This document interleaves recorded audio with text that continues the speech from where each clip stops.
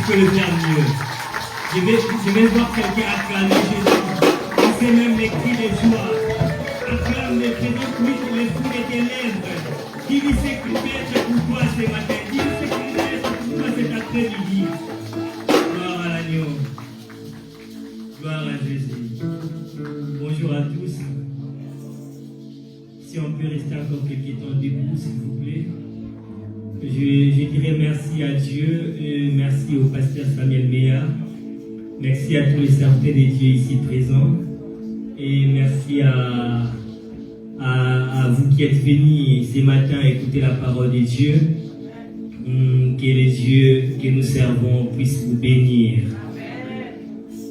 J'aime bien les cantiques, mais le Saint-Esprit avait déjà inspiré notre frère. Il a chanté tous les cantiques que j'aime bien. Et pour moi, ce sont des cantiques vraiment, vraiment très stratégiques.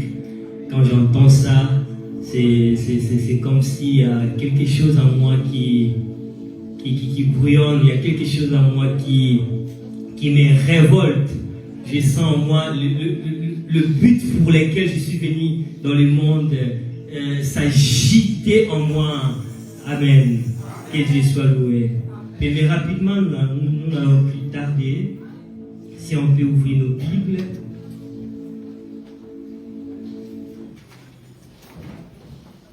Si on peut ouvrir nos Bibles.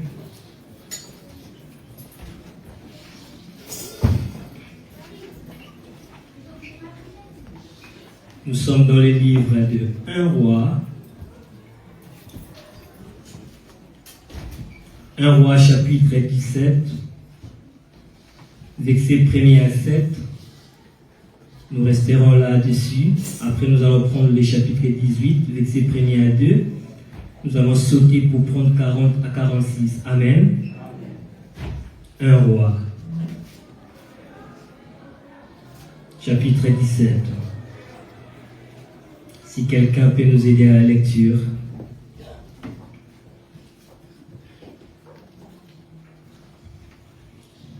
Un Roi chapitre 17, versets 1er à 7.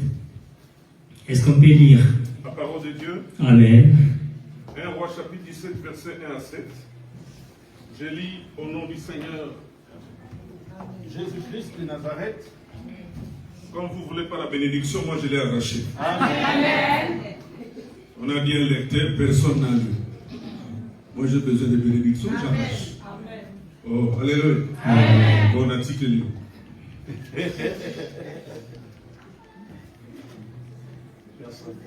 Ok. Mon article lu comme le boy. Je vais lire. Vos pasteurs allaient et il les saisit. Élie le fit descendre au torrent de Kisson, où il les égorgea. Et Élie dit à Akab, monte, mange et bois, car il se fait un bruit qui annonce la pluie. Akab monta pour manger et pour boire, mais Élie monta au sommet du Carmel, il se pencha contre terre, il mit son visage entre ses genoux. Il dit à son serviteur, monte, regarde du côté de la mer. Le serviteur monta, il regarda et dit, il n'y a rien. Et il dit 7 fois, retourne. À la 7e fois, il dit, voici un petit nuage qui se lève de la mer et qui est comme la paume de la main d'un homme. Et il dit, monte et dis à Akab, attelle et descend afin que la pluie ne t'arrête pas. La parole du Seigneur. Amen. Est-ce qu'on peut acclamer pour la parole du Seigneur? Regardez le plat, s'il vous plaît. Gloire à Dieu. Que Dieu vous bénisse. Mais ce matin, nous allons parler d'un thème que le Saint-Esprit a déposé dans mon cœur. Notre thème de ce matin est intitulé « Les prix de la restauration ». Est-ce que quelqu'un peut répéter après moi? Les prix de la restauration. Mais j'aimerais introduire ce message en disant à une personne que la restauration peut coûter un prix. La restauration peut coûter un prix. Amen. Cher Saint-Esprit, au nom de Jésus, je prie. Donne gloire au nom de Jésus. Atteins tes objectifs afin que le nom du Seigneur soit glorifié. Console un cœur, édifie une vie, oriente une vie au nom de Jésus. Amen. Les prix de la restauration. Bien-aimés, lorsque nous parlons de la restauration en soi, c'est quoi? La restauration est un procédé par lequel Dieu nous ramène dans la condition favorable. La restauration est un procédé engagé par Dieu dans le but de ramener son peuple dans la condition favorable. Amen. Mais là où nous venons de lire, on nous parle d'un prophète. C'est une histoire qui se passe en Israël. Parmi les acteurs de cette histoire, nous avons un roi au nom de Akab. Nous avons un prophète de l'Éternel au nom d'Élie. Et nous avons 450 prophètes dits de Baal et 400 prophètes d'Astarté. Amen.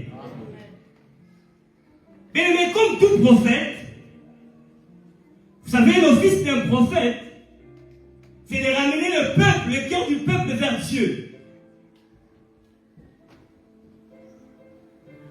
Le but ou le message d'un prophète, très souvent il envoie un prophète lorsqu'il y a un désordre qui règne au milieu de son peuple. Lorsque les choses ne vont pas comme il se doit, c'est en ce moment-là que Dieu envoie son prophète pour interpeller le peuple, pour ramener le peuple au droit chemin. Élie était en Israël. Élie était pendant les temps du règne du roi Akab. Il y avait quelque chose qui s'est passé que ce prophète ne supportait plus. Le roi Akab avait trouvé pour femme une femme appelée Jézabel que vous connaissez très bien. D'après les commentateurs bibliques, le roi Akab était le 7e roi en Israël et il est parmi les rois qui ont plus excité l'Éternel par rapport à ce qu'il a introduit en Israël. Par lui, au travers de son mariage, il a ramené des dieux étrangers en Israël. De sa gloire ou de sa position de Dieu, il ne partage cela avec personne. C'est pourquoi faisons attention à chaque fois que quelque chose ou quelqu'un veut prendre la place de Dieu dans ta vie. Tu exposes la personne à la colère de l'Éternel, car c'est un Dieu jaloux. Ton enfant, tes affaires, ton mari, ton fiancé, ta fiancée, je ne sais pas moi qui, quand il veut prendre la place de Dieu dans ta vie, tu l'exposes à la colère de Dieu. Dieu veut rester les désirs les plus ardents du cœur de son peuple. Akab avait trouvé pour femme Jézabel. C'est pourquoi vous remarquerez, Dieu ne permettait pas à son peuple de s'allier avec d'autres peuples pour éviter, car dans chaque relation, il y a toujours un côté qui influence. Dans l'amitié, dans le mariage, dans quoi que ce soit, vous remarquerez, il y a toujours un côté. Vous allez vous rendre compte, quelqu'un avant de se marier par exemple, peut-être que la personne partageait. Mais depuis qu'il s'est marié avec la personne là, avec cette femme-là ou cet homme-là, la personne devient égoïste. La jeune fille s'est comportée bien. Mais depuis qu'elle a trouvé comme amie cette fille-là, d'office vous ne la reconnaîtrez plus. Apparemment, nous avons affaire à une autre personne. Donc, dans chaque relation, il y a un côté qui influence. C'est pourquoi Dieu a évité cela. C'est mieux, vu que je suis le Dieu d'Israël, si tu trouves pour femme et une fille d'Israël, cela me permet de rester votre Dieu. Le roi Akab avait trouvé Jézabel, une princesse. Mais Jézabel, en venant dans la ville d'Akab, Elle ne pouvait pas venir toute seule. Elle a ramené ses dieux. Et les mariés les savent. Lorsque vous vous engagez avec une femme comme Jézabel, vous êtes prêt même à abandonner votre propre famille. Parce que Jézabel vient pour mission de détourner les cœurs du roi. Elle ne sera pas là pour te pousser à atteindre tes vrais objectifs. Non. Jézabel vient dans la vie d'une personne avec une mission précise. C'est de détourner ton cœur vers ses dieux. C'est comme ça, pasteur, ça s'est passé. Et elle a réussi sa mission. Il y avait un Dieu qui régnait en Israël, hormis le vrai Dieu qui s'appelait Baal. Et le peuple s'était laissé influencer par ces dieux au point où le cœur du peuple s'est tourné vers les dieux de Baal. Élie, comme un vrai prophète, ne pouvait pas supporter cela. Certainement, il a parlé au peuple, personne ne l'écoutait. Jézabel avait même instauré un système de tuer les vrais prophètes pour laisser l'espace à ces prophètes de bien agir. Car les ténèbres et la lumière ne peuvent pas cohabiter. Ou soit l'un doit disparaître et l'autre, afin que l'autre puisse régner. Elle a commencé à faire périr le prophète de Dieu. Un bon matin, Élie se réveille. J'aime bien ce verset. Quelqu'un dira, mais il avait parlé de ça pendant le séminaire de la Pâque. Mais j'aime bien Ésaïe 44, verset 26, s'il vous plaît.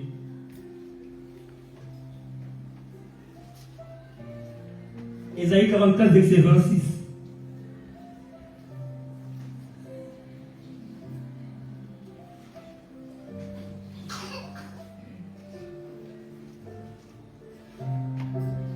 Ésaïe 44, verset 26. Je confirme la parole de mon serviteur et j'accomplis ce que prédisent les envoyés. J'ai dit de Jérusalem, elle sera habitée. J'avais juste besoin du première partie. Mais la Bible ne nous dit pas que Dieu confirme les paroles qu'il a dit à ses serviteurs de dire. Non, il a dit, je confirme la parole de mon serviteur. Donc, toute bouche qui parle de la part de Dieu est une bouche dangereuse à la fois. Car ça peut bénir, ça peut maudire. Et Dieu vit qu'il est derrière sa parole. Quand un homme de Dieu ou une bouche qui parle de sa part déclare une parole, Dieu se laisse obliger. Dieu s'oblige d'accomplir cela.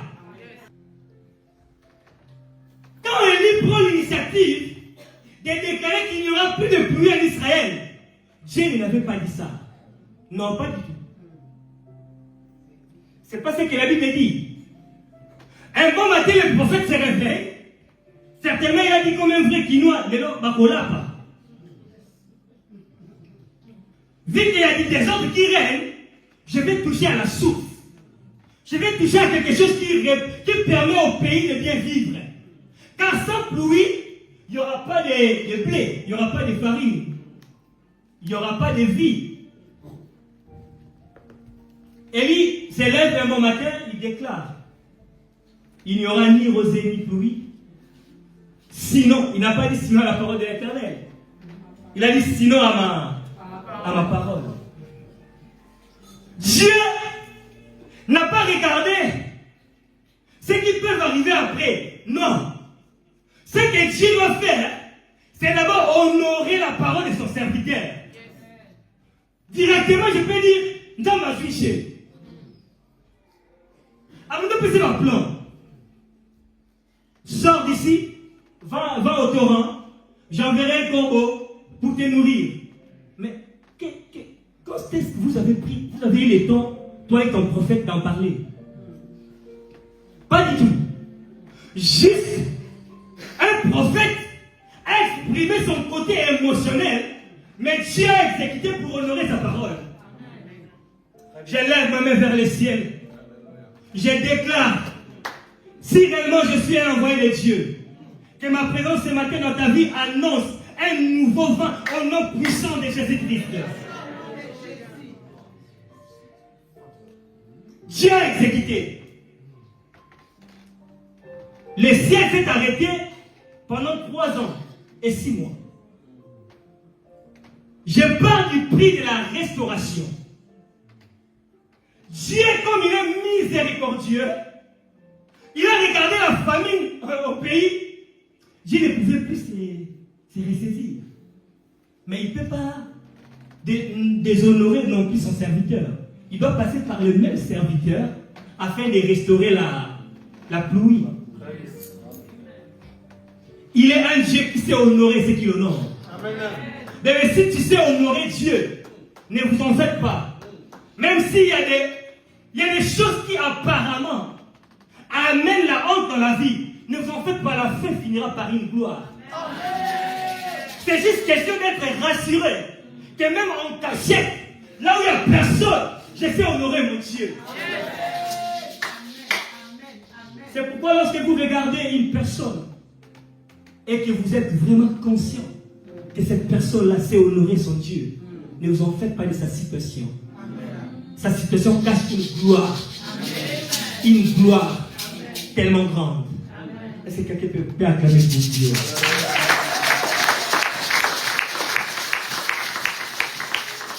Dieu parle à Élie qui doit restaurer la pluie. C'est ça où est notre grand problème. Là où nous venons de lire, dans le livre de 1 roi chapitre 18, verset 1er à 2, Dieu prend l'initiative de restaurer la pluie.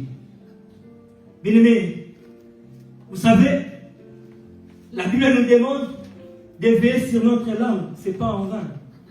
Mais vous savez, ce que vous renversez aujourd'hui peut vous coûter un grand prix pour sa restauration. Ce message va interpeller quelqu'un qui est en train de renverser son travail, son foyer, sa famille, à cause de sa langue, à cause de ses émotions. Mais ça peut te coûter un grand prix pour sa restauration. Élie, comme tout homme, il avait un côté émotionnel. Même un prophète de Dieu a un côté émotionnel. C'est pourquoi nous avons faim. C'est pourquoi la Bible dit dans le livre de Galates, chapitre 6, verset 16, marchez selon l'esprit, et vous n'accomplirez pas les désirs de la chair, car la chair a les désirs contraires à celle de l'esprit. Mais comme un enfant de Dieu, comme tout enfant de Dieu, nous avons besoin de marcher selon l'esprit pour étouffer les côtés émotionnels. Car dans l'esprit, il n'y a pas d'émotion. Jésus-Christ devant la tombe de Lazare, s'il doit pleurer, c'est parce qu'il s'était présenté comme un homme, pas comme un Dieu. Un Dieu ne pleure jamais. C'est pourquoi vous remarquerez, vous regardez une personne, vous regardez sa situation, vous avez compassion, mais apparemment Dieu n'a pas compassion. Vous regardez la situation de la personne, vous avez mal au cœur, mais vous avez l'impression que Dieu, cela ne lui dit absolument rien. Dieu est esprit, il n'est pas dans les émotions. Mais l'homme dit qu'il possède une âme, et c'est dans l'âme qu'il y a des émotions, car l'âme est le siège de nos désirs. L'âme d'une personne peut avoir des émotions qui peuvent le pousser à marcher contre l'esprit, contre les désirs de l'esprit. Élie, ce n'est pas Dieu qui l'envoie, ce n'est pas Dieu qui lui demande de fermer le ciel. C'est son côté émotionnel. Parce qu'il avait marre de voir le peuple adorer notre Dieu. Le ciel s'est fermé. Ah, là maintenant, la pluie doit être restaurée. Écoutez ce que dit la Bible. Quand Élie quitte le torrent pour retourner au pays,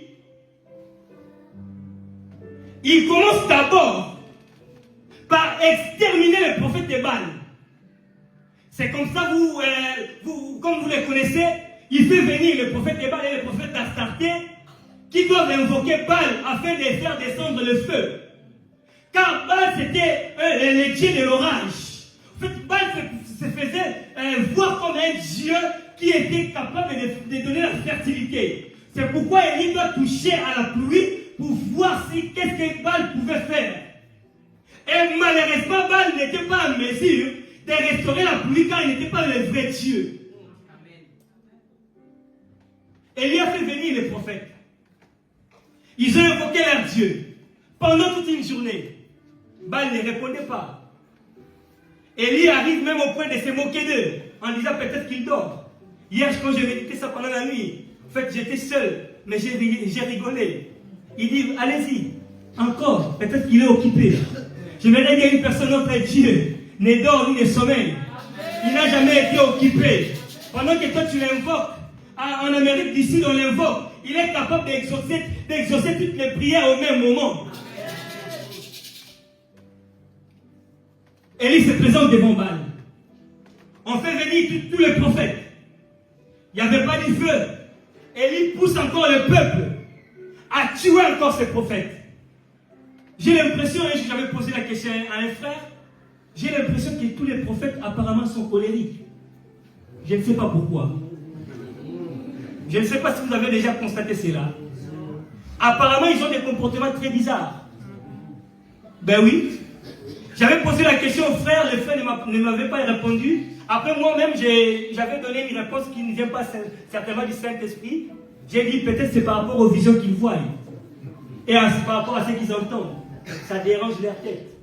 Comme le ministre du Congo qui avait dit, les musiciens du Congo ont un problème par rapport au bruit de leur drum. C'est ce qui dérange leur tête. J'ai dit aux frères, certainement quand j'ai lu Jean, quand j'ai lu tous les prophètes dans la Bible, les visions qu'ils voient, c'est le soit un peu compliqué. Je ne dis pas que le prophète qui est là. Ah, c'est normal. Je suis nerveux aussi, c'est normal. Voilà. Donc nous avons un exemple avec nous. Très souvent les prophètes sont colériques. Donc Élie fait venir les prophètes de Baal et les prophètes d'Astarté. Première chose, on doit les égorger. Donc en fait, il est venu résoudre un problème pour se créer encore lui-même un problème. Parce qu'en fin de compte, il avait encore fui. Car Jézabel voulait le tuer encore. C'est comme ça, les prophètes de Baal ont été exterminés. Ah, mais le problème, c'est qu'Élie doit monter au sommet de la montagne afin que les pluies soient restaurées. Mais Élie qui pouvait déclarer une parole en quelques secondes et que les ciels l'exécutent. Mais pour que la pluie soit restaurée, il a fallu qu'elle puisse prendre des positions très compliquées. Mais il y a des choses que tu renverses aujourd'hui qui t'écoutera des jours et des jours de jeûne de prière. Ce que tu es en train de renverser aujourd'hui, ma soeur, peut t'écouter ton mariage. Mon frère, le cœur de la femme que tu es en train de torturer peut t'écouter, taper. Élie avait déclaré qu'il n'y aura plus de pluie en Israël. Dieu avait écouté. Ah, mais pour restaurer, ah, mais très cher prophète, va à la montagne. Ah, c'est pas moi qui vais le faire. C'est à toi. C'est avec toi que je vais le faire. Élie doit payer le prix de la restauration de ses pluies. La Bible me dit qu'il envoie son serviteur pendant 7 fois pour voir s'il y avait un signe qui annonce la pluie. Et c'est juste au 7e fois qu'on avait constaté qu'il y avait un signe. Donc pendant les 3 premières fois, il n'y avait aucun signe. Mais vous savez, dans la vie, des fois, lorsque Dieu nous confie quelque chose, nous sommes très souvent tentés à les négliger. Très souvent. Quand Dieu te confie des bons serviteurs, tu as tendance à les négliger. Dieu te confie un bon mari, tu as tendance à les négliger. Dieu te confie une bonne femme, tu la vois pour un vaurien, quelque chose qu'on peut négliger, saboter. Mais ça te coûtera un grand prix pour la restauration de la paix de ton foyer. Très chers sœurs et frères, les parents sont une bénédiction. Le cœur de ta mère que tu es en train de blesser tous les jours, ça peut te coûter ta destinée. Car la Bible me dit il y a une promesse, la seule promesse avec les seuls commandements avec une promesse, c'est celui d'honorer son père et sa mère. Toi, la sœur qui est là, qui à chaque fois tu déshonores tes parents, ça peut te coûter ta destinée. C'est pourquoi une sœur qui fait pleurer sa mère ou son père n'est pas mariable. Ah oui, parce qu'elle sera pour toi un Jézabel. Elle va te déranger ta vie. Car elle-même déjà elle est maudite, même si elle ne le sait pas. Car les larmes est une expression qui a un langage. À chaque fois que ton père, ta mère pleure à cause de toi, même si elle n'ouvre pas sa bouche pour te maudire, dans ses larmes, il y a une parole de malédiction contre toi. Elle y envoie son prophète, son serviteur. dit au roi Akab de se précipiter d'arriver à la maison car il y aura la pluie. Mais il prend des positions très compliquées. Les positions de l'enfantement, mais il n'y avait pas de pluie. Tandis qu'il suffisait d'une seule parole pour que la pluie s'arrête. Une seule parole, pas deux. La pluie s'est arrêtée. Mais pour que la pluie soit restaurée, il y a une position compliquée. Il doit s'agenouiller. Il doit regarder, je ne sais pas moi, dans quel côté. Il doit faire, je ne sais pas moi quoi. Mais l'onction que tu es en train aujourd'hui de négliger, ça te coûtera des jours et des jours de jeûne de prière. Tu peux rester chantre, mais chantre comme chantre. Tu chantes aucun. Les cœurs ne sont plus touchés. Les mêmes chantres qui, lorsqu'ils chantaient hier, les gens pouvaient se rapprocher de Dieu. Aujourd'hui, quand ils chantent, les gens sont sur Facebook. Parce que l'onction est partie. Jézabel a volé. Je déclare que tout ce qui a été volé dans ta vie, que le Seigneur te la restaure au nom puissant de Jésus-Christ. Comme tout homme, mais qui lui a coûté un temps pour la restauration de la pluie.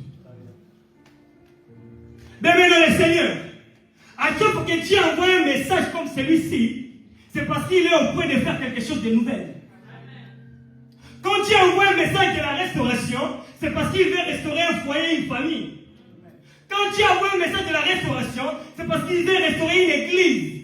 Et quand Dieu veut restaurer une église, il envoie très souvent des grâces nouvelles. Élie a pris des positions compliquées. À la 7e fois, il y a eu un petit signe qui a annoncé la pluie. Je déclare sur la vie d'une personne. Je vois dans mon esprit qu'il y a un petit signe qui annonce la pluie de ta prospérité. Je déclare, je vois un petit signe qui annonce la pluie de la restauration de ton foyer. Je déclare, je vois un petit signe qui annonce la restauration, la pluie de tes affaires. Je parle de la restauration. Est-ce que jusqu'à là ça va? Est-ce qu'on peut acclamer pour Jésus?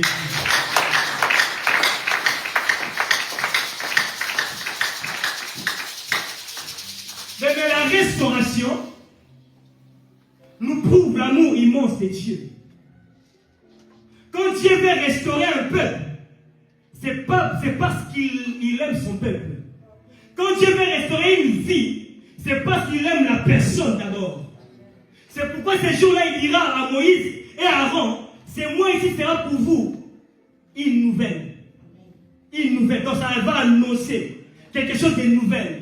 Quand vous sortirez de l'Égypte, en fait, tous les temps perdus en Égypte sera comme des temps effacés. J'aimerais dire une personne, quand Dieu restaure, il remet les compteurs à zéro. Quand Dieu restaure, il fait toutes choses nouvelles. Quand Dieu restaure, la Bible me dit ceci, la gloire de la dernière maison sera plus grande que celle de la première maison. Chez moi ici sera pour vous un nouveau mois. Donc c'est un nouveau départ. La restauration annonce un nouveau départ.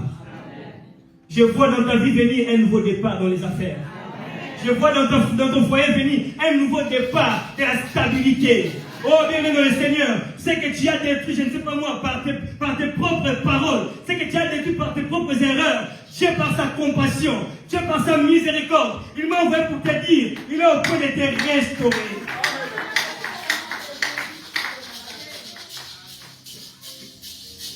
La restauration. Même Dieu, quand l'homme a péché dans les jardins, Dieu, la Bible dit, il n'a agréé ni sacrifice ni offrande. En fait, il n'y avait aucune offrande de l'homme qui pouvait pousser Dieu à restaurer son amour vis-à-vis de l'homme. C'est pourquoi lui-même doit envoyer son fils Jésus afin de restaurer son amour pour les hommes. Mais dans le même Dieu, ça lui a coûté un prix, une offrande pour la restauration de son alliance avec le peuple. Si Dieu, ça pouvait lui coûter un prix, à combien plus forte raison toi et moi? Et mes veilles sur ta langue. Je ne sais pas à qui je parle. J'avais dit pendant les séminaires, le mariage n'est pas une institution européenne ni africaine. C'est une institution divine dans laquelle l'homme est le chef. Ah, voilà les frères en place. Quand vous conformez à la notice des iPhones, vous allez l'abîmer. Si vous n'êtes pas prêt à vous conformer à ce que Dieu a dit à propos du mariage ou de la famille, vous allez l'abîmer. Ah oui, ce n'est pas une institution européenne, c'est une institution divine. Donc nous devons baser nos foyers, nos familles au standard de la parole de Dieu. Amen. Est-ce qu'on peut acclamer pour Dieu?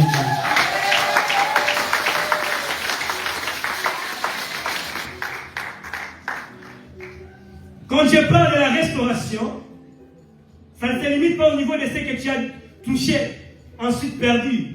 Non. Même ce que l'ennemi a volé ou détruit, sans que cela arrive dans ta vie ou entre tes mains. En fait, Dieu, quand il parle de la restauration, ça ne se limite pas à ce que tu as déjà perdu, touché entre tes mains et puis perdu. Non. Quand Dieu parle de la restauration, même ce qui n'a jamais arrivé entre tes mains, Dieu les restaure. Amen. C'est pourquoi il dit dans le livre de Joël, je vous remplacerai les années qu'ont dévoré les sauterelles. En d'autres termes, je vous restaurer. Je vais restaurer dans ta vie ce que l'ennemi ou ce que mon armée a détruit dans ta vie. Vous savez, il y a 3 raisons pour lesquelles une destinée peut être détruite. Il y a Dieu par rapport à sa souveraineté, il y a l'homme, et puis il y a les diables. Et vous remarquerez que les diables arrivent à la fin. C'est pour dire que les diables n'ont aucun droit légal pour détruire une destinée. Au moins que toi tu sois une porte par laquelle il entrera pour détruire ta propre vie. Et quand les diables réussissent à détruire ta propre vie, par toi-même, c'est très dangereux. Parce que la Bible l'appelle accusateur. Il se présente devant Dieu avec des preuves.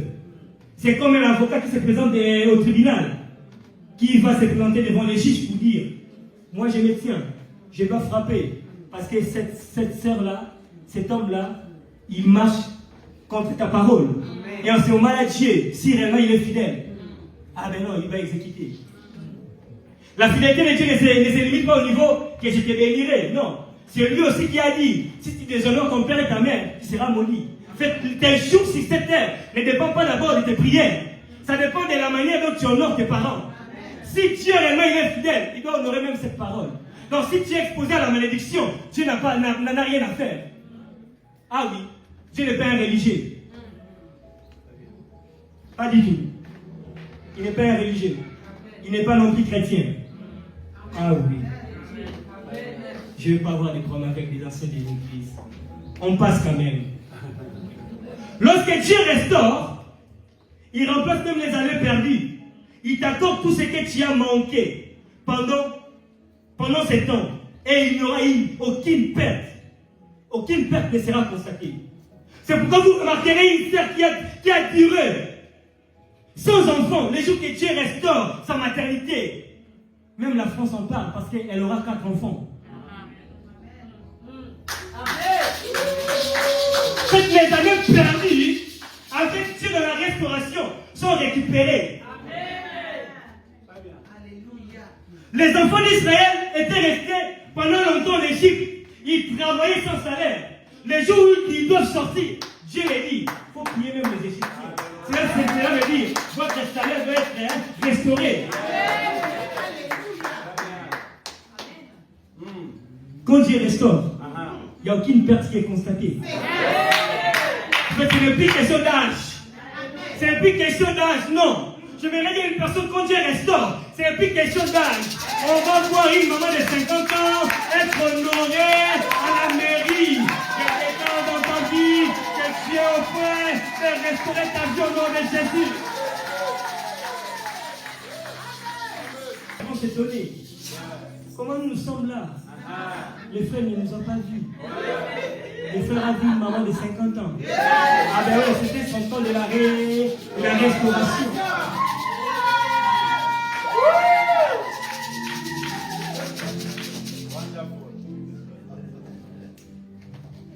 C'est comme ça que Dieu a restauré il est à temps perdu.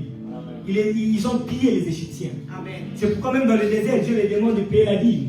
Oh, ils n'ont jamais travaillé, Seigneur. Sois quand même juste. Où est-ce qu'ils auront l'argent? Ah ben ouais. Ils ont pillé les Égyptiens. Même dans ce qu'ils ont pillé, Dieu ma part à moi. J'ai donné à une personne, j'ai qu'à avoir sa part dans tout ce qui t'appartient. J'ai donné à une personne, donner Dieu sa part dans tes affaires.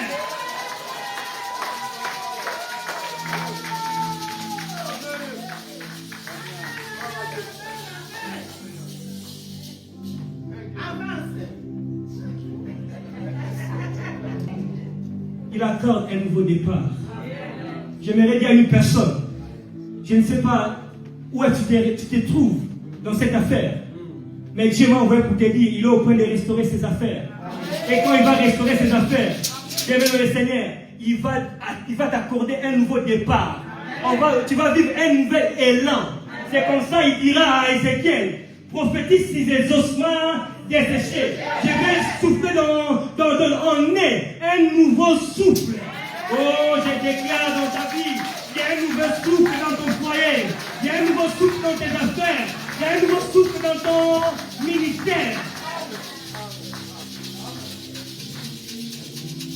Je vois une famille restaurée ce matin.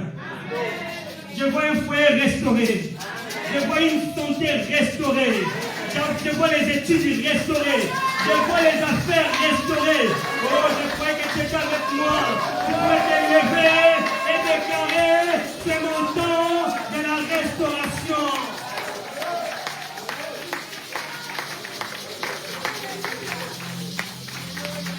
Dieu est au point de restaurer même des relations. Il a dit à Samuel, jusqu'à quand tu vas pleurer Saoul? Je me suis déjà choisi un roi. Je vais dire à une personne, arrête de pleurer ceux qui sont déjà partis. Dieu est au point d'envoyer de nouvelles relations. Je vais dire à une personne, arrête de pleurer ceux que tu as déjà perdus. Dieu est au point d'envoyer de nouvelles choses qui vont étonner ta vie.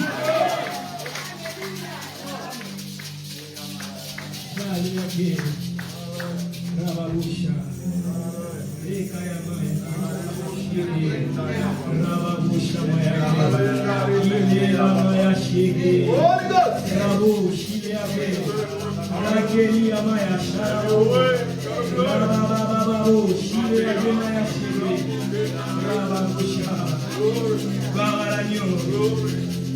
Gloire à l'agneau. Gloire à l'agneau.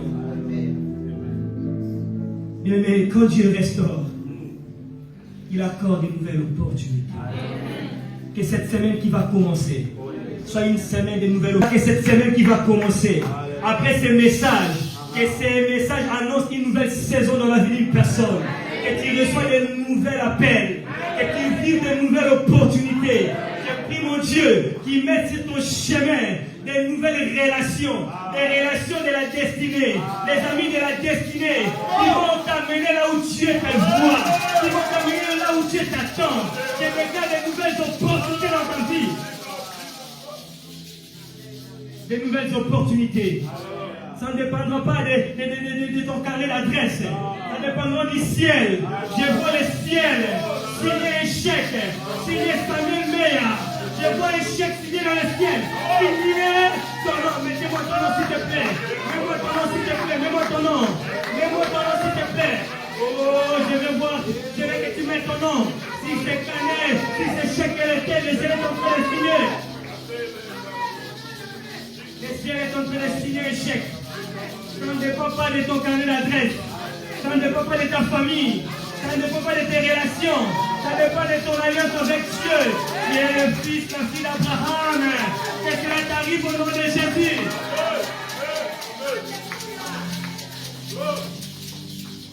Je vais témoigner. Et c'est ma prière. En qualité d'un oracle de l'Éternel. Des personnes qui t'ont oublié. Que Dieu restaure cette confiance. Cette confiance qui a été détruite, qui a été abusée. Je vois Dieu restaurer la confiance de ton chef. Je vois Dieu restaurer la confiance dans ton travail. Je vois Dieu restaurer la confiance dans le cœur de cette femme, dans le cœur de ton mari, au nom de Jésus-Christ. Il est le Dieu de la restauration. Je vois l'église, la montagne de l'Éternel être restaurée par de nouvelles grâces. Je vois la chorale être restaurée. Je vois l'onction être restaurée. Je libère ta vie. Toi qui as perdu même l'onction, que cette onction soit restaurée au nom de Jésus-Christ.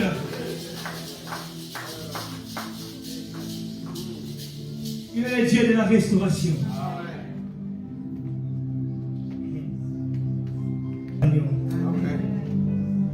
J'aimerais préciser une chose. Si on peut juste regarder nos places, et puis j'aimerais vraiment que vous puissiez écrire cela.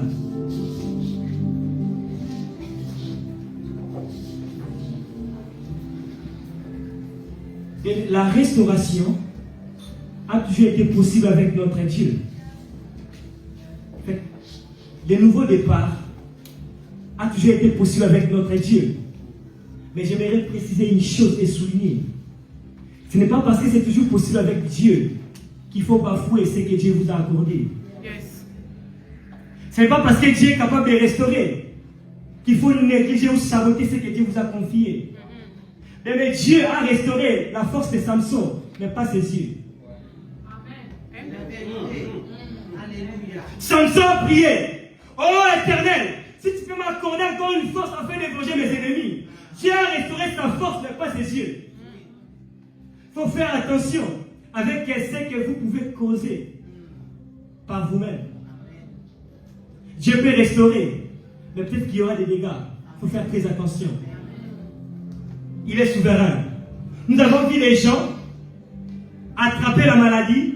On a prié pour eux, ils ont reçu Jésus, mais mourir ici tard.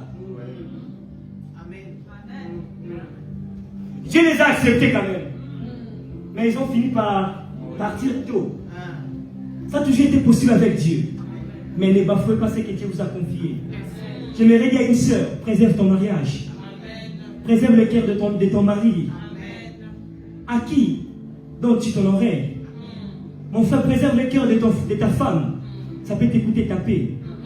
Très chers sœurs et frères, préservez le cœur de vos parents qui ne pleurent pas contre vous. La restauration a toujours été possible avec Dieu. Mais faisons attention. Samson, sa force a été restaurée, mais pas ses yeux. Il est mort aveugle. Est-ce que quelqu'un a compris cela? Amen. Il est mort aveugle. Vous pouvez recevoir Jésus, mais peut-être handicapé. Oui, vous les recevez quand même. Les seuls, vous irez, mais handicapé. Faisons attention. Rien n'est acquis sur cette terre des hommes. Tout ce que Dieu vous donne, c'est une grâce particulière qu'il vous accorde. Apprécions cela. Préservons cela. Très cher peuple de Dieu, préservons notre Église. Préservons l'image de notre Église. Car la restauration a un prix. L'image de l'Église que vous êtes en train, aujourd'hui, de le Seigneur de détruire, ça vous coûtera un prix. Pour retrouver encore la confiance dans les cœurs des gens. Préserver l'image de notre pasteur. C'est une grâce de trouver quelqu'un qui crée réellement Dieu en ces temps ici. À qui parles-tu de ton église? Et qu'est-ce que tu racontes concernant ton église? Après l'église, après le culte, qu'est-ce que vous vous dites? Dans le bus, sur le chemin, croyez-vous que vous êtes en train d'honorer votre église? Est-ce que je parle à quelqu'un? Soyons conscients de nos actes et soyons responsables. Élie avait déclaré, il n'y aura plus ni rosée ni pluie. Les ciels avaient exécuté. Mais pour que la pluie soit restaurée, cela a coûté Élie des positions très compliquées. Il va se pencher, il va regarder à droite, certainement même son serviteur était fatigué. Mais s'il n'y a pas de pluie, très cher frère, il faut arrêter. Arrêtez de m'envoyer 6 fois pour ne rien voir. Parce que première fois, premier tour, il n'y a rien. Deuxième tour, il n'y a rien. Troisième tour, il n'y a rien. Mais on a vu des hommes de Dieu puissants, mais finir comme Samson. Les yeux trouvés. Ce n'est pas parce qu'aujourd'hui vous êtes capable de chanter et que l'église danse. Demain vous pouvez chanter et que personne ne s'intéresse de vous. Parce que l'onction est partie, Jézabel a volé. Faites attention dans nos alliances. Avec qui tu te mets dans l'amitié. Quel Dieu la personne va t'amener. Est-ce que la personne va te pousser vers le Dieu véritable? Est-ce que le mariage là va te pousser vers ta destinée ou ça va te détourner de ta destinée? Le bien dit fouillez les mauvais compagnons. Fouillez-les. Eh bien, il ne dit pas intercéder pour eux, non. Fouillez-les. Ça étonne beaucoup. Vous verrez une femme mariée, mais qui donne son oreille à n'importe qui. Un homme marié, mais qui se laisse entourer par des hommes compliqués. Qui ne parlent que du mal. Mais qui tu fréquentes? Qui tu fréquentes? Comment gères-tu ce que Dieu t'a accordé? Comment gères-tu ta famille, ton foyer? Comment gères-tu tes affaires? Comment gères-tu? On a vu des riches mourir pauvres. Mais faisons attention. Gère bien ce que Dieu t'a accordé. Faites attention à ton côté émotionnel. Nous sommes tous humains, nous avons ces côtés émotionnels. Sous la colère, tu peux parler. Sous la tristesse, tu peux parler. Mais veille sur ta langue. Qu'est-ce que tu fais sortir de ta bouche sous la colère? La colère va passer. Mais cela peut causer des dégâts dans la famille. C'est pourquoi la Bible dit ne maudissez pas. Bénissez. Même dans la colère, s'il te plaît, mon frère, ma soeur, ne maudis pas. Ne maudis pas ta femme, ne maudis pas ton mari. Maman, s'il te plaît, ne maudis pas tes enfants. Si tu as déjà eu à parler contre tes enfants, après cette prière, s'ils sont là dans la salle, pendant la prière, allez vers eux, bénissez-les à nouveau. Que Dieu restaure leur destinée. Est-ce que quelqu'un a été béni ce matin?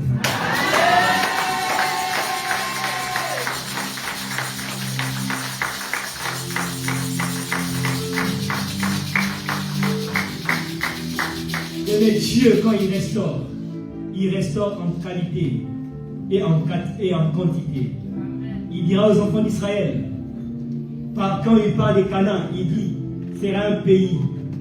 Il commence par vaste. Il est vaste et c'est un pays où coule le lait et le miel. Donc il parle de la quantité et de la qualité. Vaste est la quantité. Et miel parle de la qualité et du lait. Quand Dieu restaure, il restaure en qualité et en quantité. Que mon Dieu que je sers restaure ta vie en qualité et en quantité. Au nom de Jésus-Christ. Si on peut se lever. Comment tu vas prier? C'est que le Saint-Esprit dépose dans ton cœur. C'est ça la requête pour toi. Est-ce que les chantres peuvent nous donner un cantique? Que soyez coupé savomoni. Que soyez coupé savomoni. Que soyez coupé savomoni. Il a payé un prix à la croix pour toi et moi. Il a payé un prix à la croix pour ta restauration. Il a payé un prix à la croix pour ta restauration. Et il a crié plus fort, tout est accompli. C'est lui le prix, le véritable prix de la restauration, c'est Jésus. C'est Jésus. Je ne suis pas venu te demander une offrande. Non, c'est juste question de croire à l'œuvre de la croix. C'est le véritable prix de ta restauration. C'est le véritable prix de la restauration de ton âme. C'est le véritable prix de la restauration de ta santé. C'est le véritable prix de la restauration de ta famille. C'est le véritable prix de la restauration de ton foyer. Mais soyez tellement libre dans la présence de Dieu. Si tu sens dans ton cœur qu'il faut aller vers tes enfants, vers ton mari, vers ta femme pour prier avec lui, sentez-vous libre. Que le Seigneur restaure. Que le Seigneur restaure. Que le Seigneur restaure. Que le Seigneur restaure. Et soyez au pays savant.